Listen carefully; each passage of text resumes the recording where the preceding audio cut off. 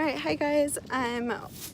Share a few more thoughts to go along with my blog post on tips to getting the accommodations you need for your child through either a 504 plan or an IEP.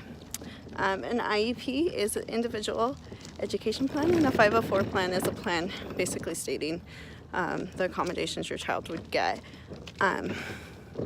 in the classroom and at school. Oh gosh, this lighting. Here we go.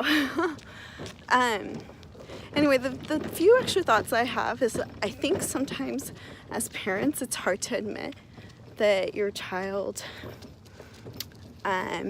might need some extra help. And I think that might go along with like the stigma that if your child needs extra help, then there's special needs, and that's, you don't want your child being labeled as a child with special needs. And here's the deal. That's not the case, and I don't think you really should look at labels. I think that you should, not you should, but I just wanted to share. Oh, this is beautiful. Let's just look around here. Okay. I think when looking into seeing if your child needs a 504 or an IEP, I think you should look at how they're doing at school across the spectrum.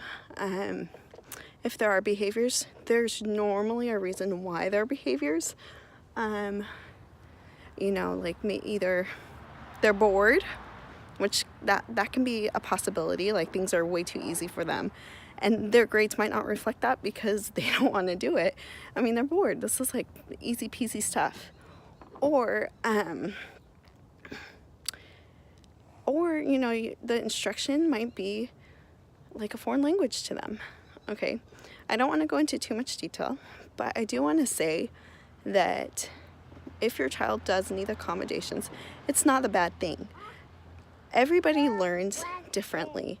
I mean, it's a proven fact. We're all different. We all learn differently. And, by getting accommodations for a child, you're saying, hey, my child doesn't learn like the way everybody else learns in the classroom. Like they're not succeeding in that manner. And so here are some things that might help them be successful. And that's the part that I want you to remember and to keep.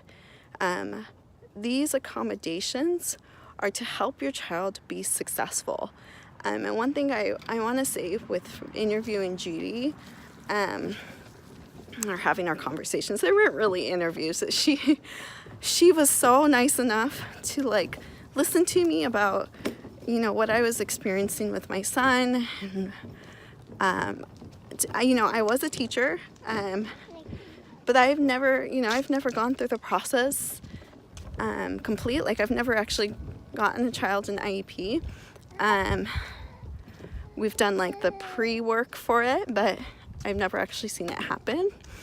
And then it's also very different going in it as a parent, so different. I didn't know what to do on the parent aspect. And so talking to Judy, she's been the parent, and then she knows the law, and she knew, she's helped thousands of kids get IEPs and 504s and get the accommodations they need. So it was really awesome to talk to her because she was just full of advice. But anyway, the point that I wanted to bring here is I loved talking to her because she helped me see the big picture. She said, your child,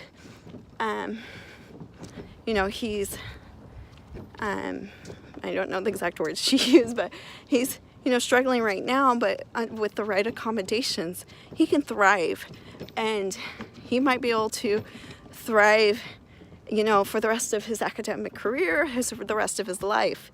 And that inspired me. She was like, yeah, he might be able to, these IEPs, they can follow. If he needs it, when they do the reevaluation, they do reevaluations every year, but I guess they won't take away the IEP for another 3 years, which is awesome.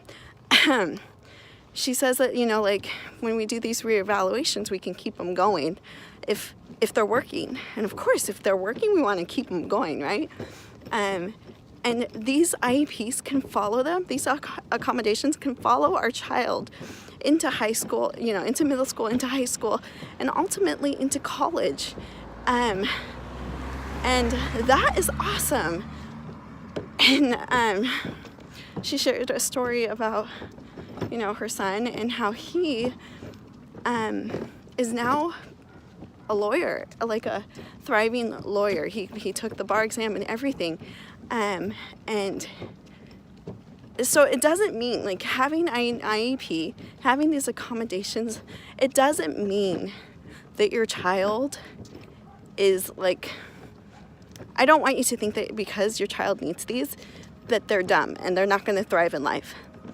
And I said it bluntly in that way, because I think that sometimes that's what we associate with, oh, my child, he needs accommodations. Oh, no, he doesn't, because he's perfect, he's, normal. And guys, no, it's like we all learn differently. These accommodations are to help your child succeed, okay? And so that's why I did everything I did. I'm not trying to, like, toot my own horn, but that's why I did, everything I did for him. I was seeing that he was struggling right now, but Judy helped me see the big picture of, I want him thriving, I want him succeeding for the rest of his life. And I want him to find, what's going to help him learn, so things can make sense. And so I just want to share these words with you, just because I want you to understand a little bit more about the need for it. So if you're seeing, hey, my child's struggling, and nothing seems to be working in the classroom, you have a right. You have a right to request testing for your child to see if they might be eligible for extra accommodations. And I think it's worth it.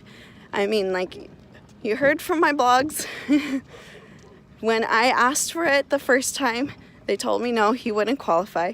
When I asked for it the second time, again, they said no, he wouldn't qualify. But after seeing him struggle for a year, I didn't. And after, because the first time I requested it, I didn't really know him. He had been in my house for, like a month or two, and I requested it. And so when they told me no, he wouldn't qualify, I listened to that, because these are highly educated people, and if they're saying no, he won't qualify, then I tend to listen. But when they told me no, he wouldn't qualify the second time, I didn't accept it. And you don't have to accept that either. You as a parent always have the right. So I just want to share those words with you. And if you have any questions, please feel free to reach out. Anyway, bye.